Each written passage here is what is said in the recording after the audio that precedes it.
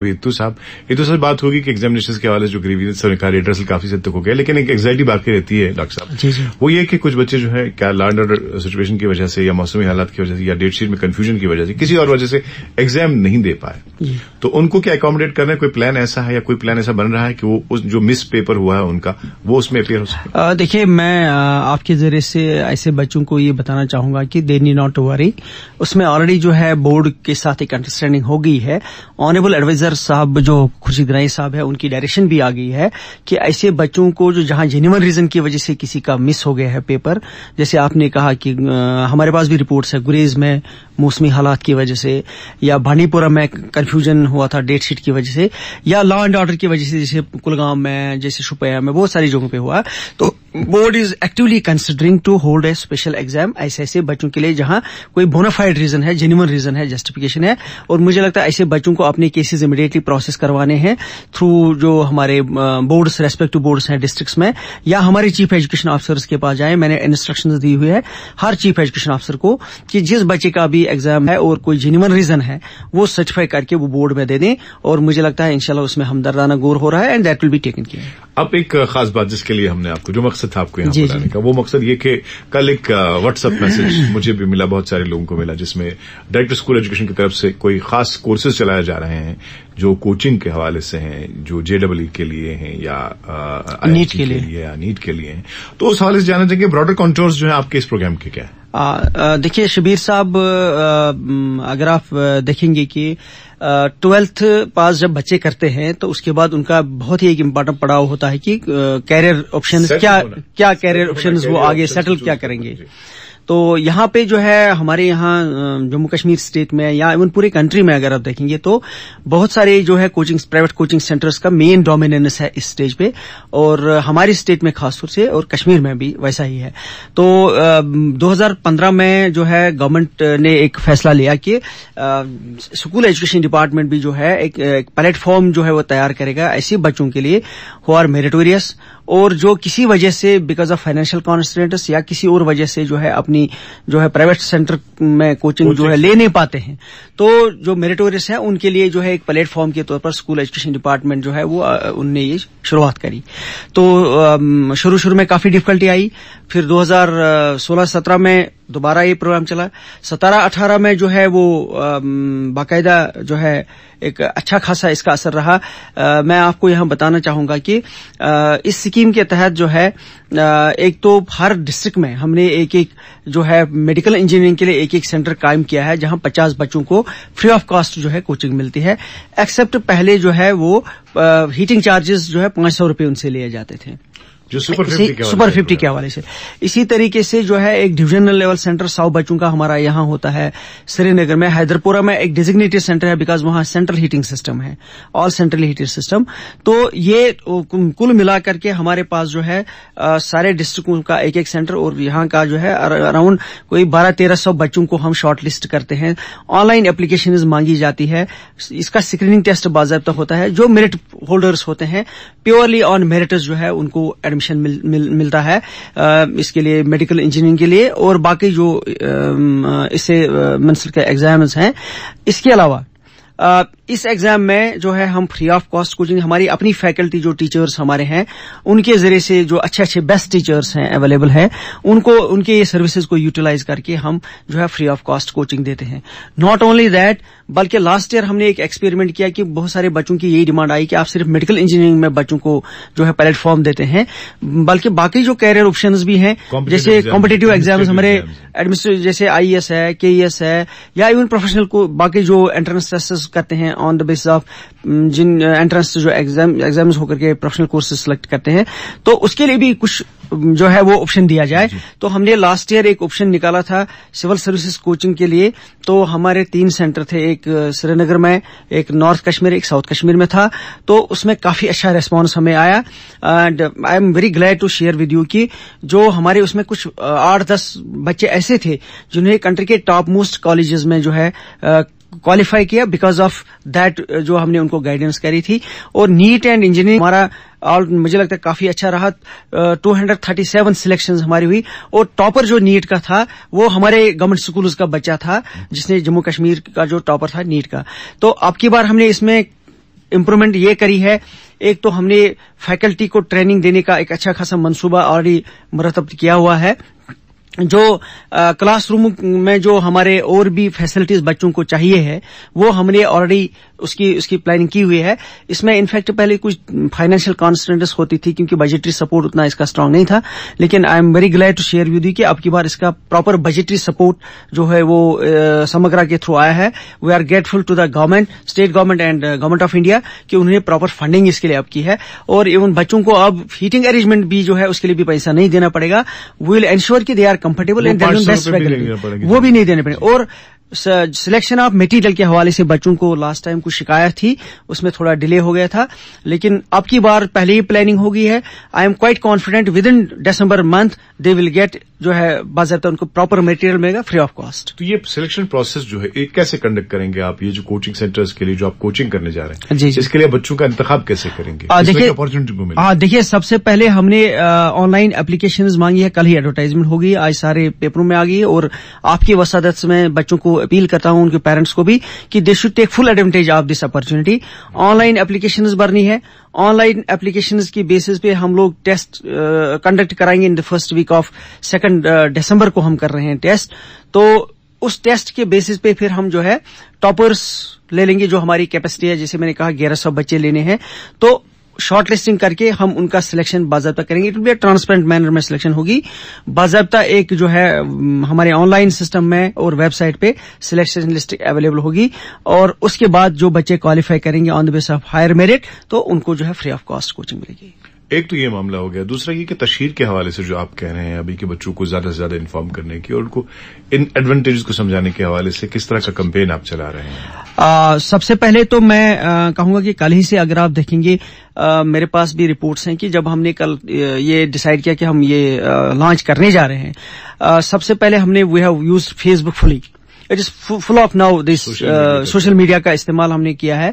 आज के पेपरों में भी न्यूज फ्रंट लाइन पे ऑलमोस्ट है, और आज जो आपके पास साथ प्रोग्राम करने का मकसद भी यही है कि बच्चों तक जो है हमारा मैसेज पहुंचे, और जो हमारे डिजर्विंग और मेरिटोरियस बच्चे हैं they should be in a position to get a benefit of this good scheme.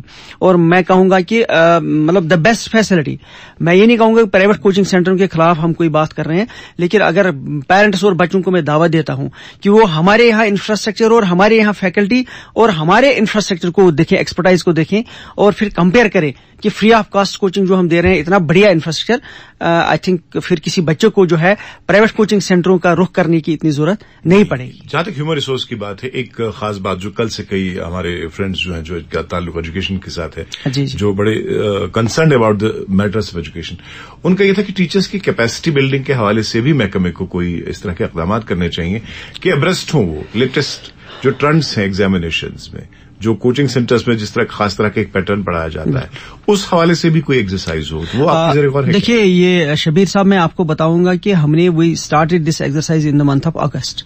ऐसा नहीं, बच्चों को इंप्रेशन नहीं होना चाहिए कि हमने एक 2 या 3 दिन पहले शुरू किया। अगस्त में हमने शुरू करी है। हम इसमें एक प्रोफेशनल एनजीओ को हम इन्वॉल्व करते हैं। प्रथम हमारे पास चिनार इंटरनेशनल है। चिनार इंटरनेशनल एक एनजीओ है जिनके साथ हमारा एमओयू जो है पिछले 2-3 साल से है। They are holding these exams at national level, all India level पे, और उनको हमने ऑलरेडी हायर किया हुआ है for JNK also. Last year भी उन्होंने जो है हमें काफी मदद की है, जहां तक टीचर्स को ट्रेनिंग देने का orientation, they are to simply given orientation. दूसरा, इसकी मॉनिटरिंग होती है, ऑनलाइन मॉनिटरिंग। जो बच्चे हमारे जो हमारे बच्चे कोचिंग लेते हैं, उनका जो है 15 दिनों के बाद, मंथ के बाद ऑनलाइन एक टेस्ट कंप्यूटर्स पे होता है। जैसे आप जानते हैं हमारे पास जो है ICT लैब्स हैं, ये जितने हमारे बच्चे हैं ICT लैब में जाकर के ऑनलाइन टेस्ट देते हैं, और इनकी बाज़ाब्ता एवेल्युएशन होती है कि क्या परफॉर्मेंस लेवल है। जहां जहां कहीं हमें दिक्कत आती है वहां हम उनसे बात करते हैं, वो हमसे बात करते हैं। तो बुनियादी मकसद ये होता है कि जहां हम पढ़ाते हैं इसका आउटपुट साथ साथ एवेल्युएट होता है। तो आई एम वेरी हैप्पी कि उन्होंने जो लास्ट ईयर की जो परफॉर्मेंस थी उसमें कुछ हमारी वीकनेसेस, हमारे कुछ स्ट्रांग पॉइंट्स को हाईलाइट किया हुआ है। वो अगस्त में ही हमने प्लान किया हुआ है, और फैकल्टी जो हमारी है उनको इससे पहले कि स्टार्ट क्लासेस हो जाएंगे, हमने प्लान किया है नेक्स्ट वीक से, कमिंग वीक जो हमारा होगा उसमें उनकी ट्रेनिंग शुरू हो जाएगी। And training will be in phases. तो उसके बाद जहां उनको एक्सपर्ट्स की जरूरत पड़ेगी, एक ई-लाइन एक सीडी मटेरियल हमने ऑलरेडी तैयार किया हुआ है, और ऑनलाइन जो हमारे टीचर्स हैं, जहां भी उनको कोई इशू आएगा और इंटरेक्शन करने की जरूरत पड़ेगी, that facility has also been provided this time. एक और खास बात की तरफ आप तवज्जो दिलाएंगे कि रूमर्स हैं छुट्टियों के हवाले से, और सोशल मीडिया पे भी आ गया है, इस दिन को स्कूल बंद हो रहे हैं, इस दिन को छुट्टी हो रही है, इस दिन को स्कूल हो रहे हैं, कंफ्यूजन। इस हवाले से जानना चाहेंगे कि सरकार का टिप क्या है? देखिए, मैं तो अगर आप तरह के आपके साथ कुछ अहम बातें करनी है, लेकिन जाहिर सी बात है मनसबी फराइज ऐसे हैं, मौका नहीं मिलता है, फिर भी हम टेलीफोन पे बात करते हैं जब भी कोई मसला था। और जब एग्जामिनेशंस की बात चली थी, बड़ी शिकायत आई थी, बड़े बच्चे बहुत नाराज थे, और उनकी नाराजगी जो बड़ी जेन्युइन भी थी।